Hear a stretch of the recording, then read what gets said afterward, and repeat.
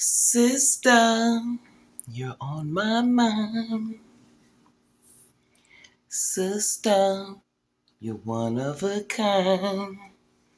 Whoa, sister, God has something better in store for you. But what did you do, sister? At what point does fighting for a relationship become settling for less than what you deserve? Husband or boyfriend? Husband, I'm married. I'm in a long distance relationship. How long is the distance? He's in Nigeria. Okay, let's stop right there, Peace Nation. This man is in Nigeria, and more than likely she's in America. Of course she is. She's sitting in an American platform. Thanks to tonight's conversation, I love these little things that they do. But let's be honest. Distance isn't always based on geography. It's not geographical.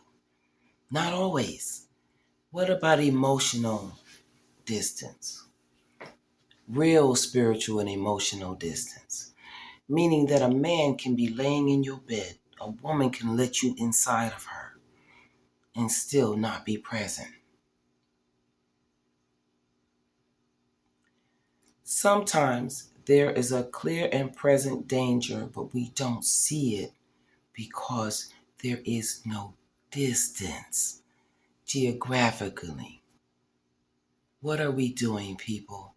People can be right there sitting in your face. I'm sure you've heard the term that I can be alone or feel like I'm alone or lonely in a crowded room full of family and friends. What's going on? We have to look at distant in a different way.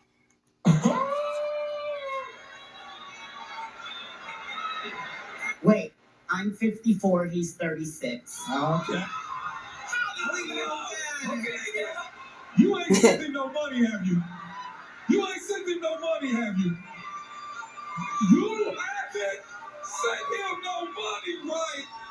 We haven't sent no money. I send money every month. No. Come on, Grim. So, this man will not get a real job. This man cannot financially take care of himself, yet he is telling you that he wants to be a husband. He wants to be a father. He wants to be a leader. He wants to be a provider. Yet he can't even provide a roof for his own head. The red flags, God saying no, was all over the place. Yet we choose not to listen to God because what we want is what we want when we want it and how we want it. Then we get it. The man was never a provider. He never provided a roof for himself. He went from his mama's house to taking you to his family member's trailer, even right after marriage, to then a house that you inherited from family for what is to be your firstborn. He has never provided. He has never worked a regular job. Even he himself has said that once he got denied by a company for his first real job, when they refused to give it to him, he said he will never work for anyone else again, never even apply himself to being a real provider. He would do whatever it takes for him. Understand what he said, for him to survive. Any way, by any means necessary, he would get it. That was you. See, the man was already told no about the job before you and the man got together. He didn't apply for this job when y'all got together. In this timeline of when y'all met and when y'all didn't meet and how long y'all dated and everything, the numbers keep slipping and sliding all over the place. We don't even know. But see, that's because that's confusion. And God is not a God of confusion. He's a God of order. You have been scammed. Earlier, my brother said love makes you do some crazy things. Love ain't make you do that. Desperation did. The lack of love made you do that. You didn't feel like you was worthy of having a real commitment, so you went and you settled for one of the oldest scams in the book. The Nigerian scammer of it all, married for papers coming up out of your wallet. And it's unfortunate that it led you to this route, but you got to figure out a way to get out because you said a commitment. This is a sham. You agree? So he's not Nigerian. He's American.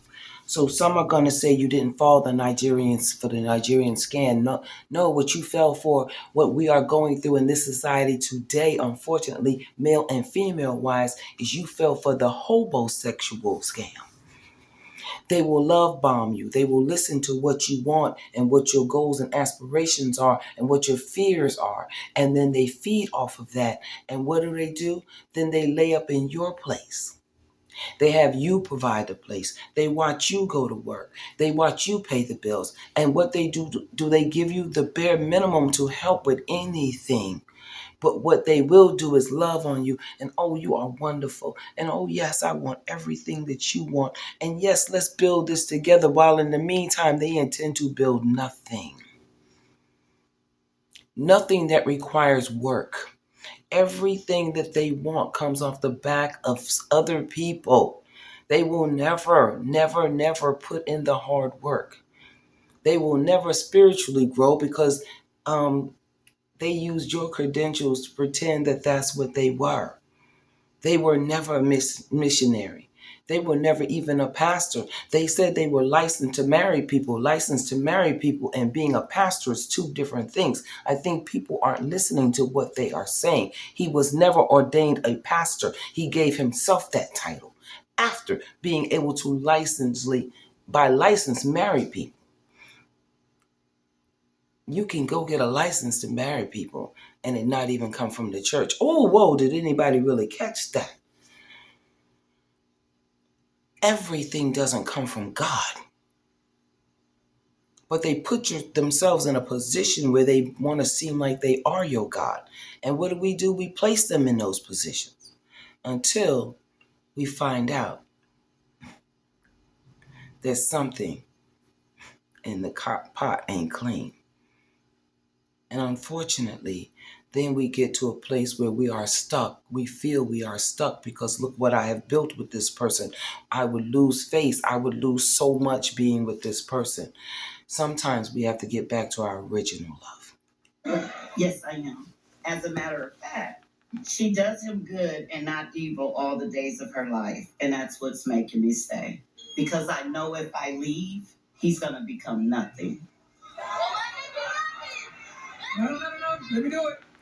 He will become nothing if you leave. Yes, he would. He would become nothing, sister girl. Everything he has built off your back and your experience and your contacts and your connections. The only reason this channel actually thrived was because of you, the children, and his mother. And yet everything is mine, until it is something that could legally be a problem later, then it's yours. You better catch what's happening. You're being set up for the blame because that's a part of the scam. The scammers always try to figure out a way out at the same time. They're not just, if I do it this way and I get caught, well, then I can blame them. They never put their hands totally in. They only put their mouths totally in. The lack of action totally in.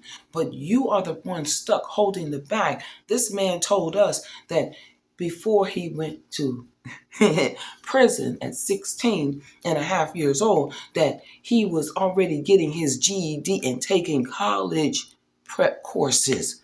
The lies he told you. This man cannot read. This man can't even comprehend sentences, but he wanted you to believe that. And then he's telling you that your boys are going to do the same, that by the time they're 16, they're going to be graduated. He think he graduated at 16 and a half when the man didn't even attend his classes. Get your boys some help. Stop playing with the lives of your boys. The enemy comes to kill, steal, and destroy. Okay, he killed all your dreams and aspirations of what you wanted to be beyond being just an assistant at the college. I believe one of your family members told another reaction channel that you actually was going to school to get your doctorate. He killed that. He stole your whole identity with this. He was an evangelist. He was a, the man ain't been nowhere but to the prison and back. But he was an evangelist. He was a missionary. Those were your credentials. You were a missionary. You was tied greatly to the church. That's how he met these people. So now he stole who you are and placed it on him. And at the same time that he did that to you, he took who he was and placed it on you because you have dumbed yourself down just so that you could feel like you're worthy of this man. You went beneath yourself to feel worthy. He has destroyed the hope that you had in your God, your real God, and have set himself up as your God. And this God that you've walking around worshiping now allegedly is nothing but leading you to that destruction. Because our God is a jealous God, and God does not stop us from doing what we want. That's his law of free will. So he's going to allow you to do what you are doing until you see that you have to turn back to him. He is the only one you can rely on at this point. There's nothing we can do. This is what I mean when people try to play God. The burden is not yours to carry. The burden is not yours to carry. Can I get 2-3 minutes, please? Go ahead. This is the valley that a lot of people place themselves in. And then they get mad at God. When they put themselves in the valley, when God had a completely different direction, but you chose to go through the valley. Now how you going to get out of it? God had different plans for you.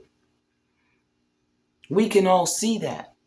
You cried at 25 about why I don't have a husband and children because it was not your time yet. God had a different plan for you. You were a good, loving, wonderful person from what we can tell. And you allowed the devil to get in your ear, hear what you spoke out loud, and work on that. See, because only God knows our hearts. The devil knows what you put in the atmosphere. And who is the ruler of these airs? These airwaves? The devil. So he listened to you. And guess what he brought you? He brought you one of the things that he knew would destroy your life. One of his little perfect little minions who can make it look good and sound good and pretend long enough to get you where he wants you to be. And now, my sister, you're on God's mind. You wonder why we do these reactions? Sister, he's trying to give you time. Oh, sister, you and your children really need God now. Yeah, you have people in position that are required that you do a turn and get back to your first love, that is God. Because he is also destroying them from the inside out. We see the outwards. We even see what could be going on the inside by the way these children look, the way they act. Like, baby, get your baby some help. If not for you, for them. Rebuild your relationship with God and understand this. Sometimes you have to get in your secret closet, your secret place. This man is never up under you like this, except for when he wants to film. You could be getting back with the Father in secret till you're bold enough to do it in the light. Build your relationship back with the true God. That's what I'm asking. This man right here that has on a white cap, do you have your phone on you? Can you raise your flashlight for a second? You see that light? Yes. How do y'all know it's a light right there?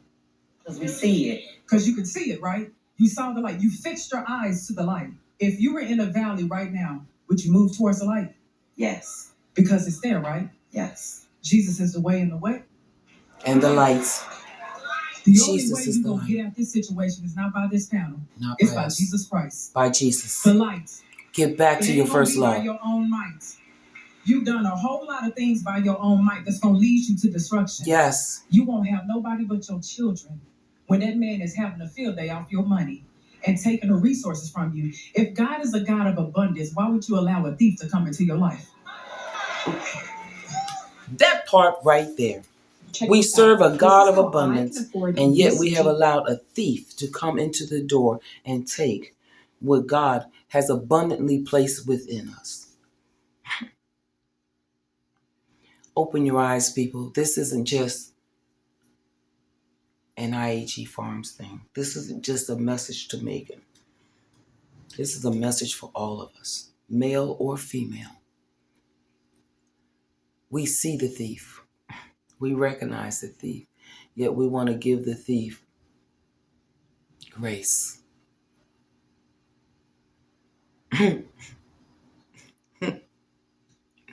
I didn't know we were commanded to give grace. I knew we were commanded to love one another. But please show me where we have to give grace. Grace is a God thing. You know, a lot of people say that grace actually stands for God's riches at Christ's expense. Yeah. Wake up, Megan. I'm astounded that I am still here with you as far as we love you, girl. We still want what's better for you. We definitely want what's better for those children. You have allowed yourself to be robbed of not only your money, your time, and your resources, but your relationship with your Heavenly Father. Get on your knees when He's not there. Get your children on their knees with you when He's not there.